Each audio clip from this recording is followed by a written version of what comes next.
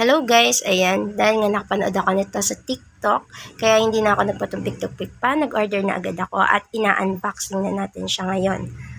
So ayan, makikita niyo, tinutulungan ako ng aking assistant para ma-unbox siya, ayan. Grabe siya guys sa balot niya, halatang ayaw talaga ma-damage ng ating seller. Ayan, kitang-kita niyo naman, i-flex namin yung handle niya, ang ganda. Ayan, kumikinang-kinang pa yung ating pan. Ayan. Then, siya na rin syempre ang magkakabit niyan. Madali lang siya guys ikabit. So, kayang-kaya nyo rin to kahit kayo lang din. Ayan.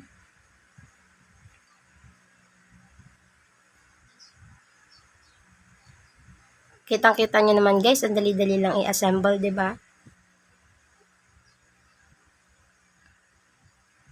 Ayan yung harap niya, then ayan yung likod.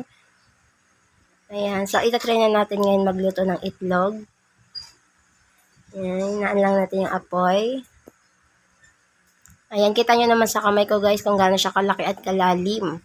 So, pwede talaga kayo magluto ng mga kahit anong klase ng sinabawan dito. Ayan. So, try na natin yung egg. Okay. Then, syempre, aantayin natin siya pala maset bago natin siya baliktarin. Then, lagyan natin ng asin. Ayan, para kahit pa paano may lasing ating itlog. Ayan, nakikita nyo guys, oh. Oh. Hindi dumidikit talaga yung itlog, tapos nauusog-usog ko ng walang mantika. Ayan. Then, plinip ko na siya para maluto rin yung ibabaw. Ayan, ang dali lang matanggal yung mga excess na egg.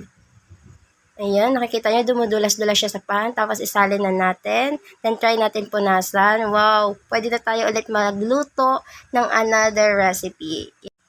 Hanggang dito na lang po.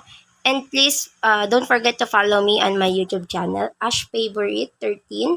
Ayan, para po lagi po kayong updated sa mga susunod ko pa pong video. And don't forget to like and subscribe para po may mga magagawa pa po akong video. Salamat po!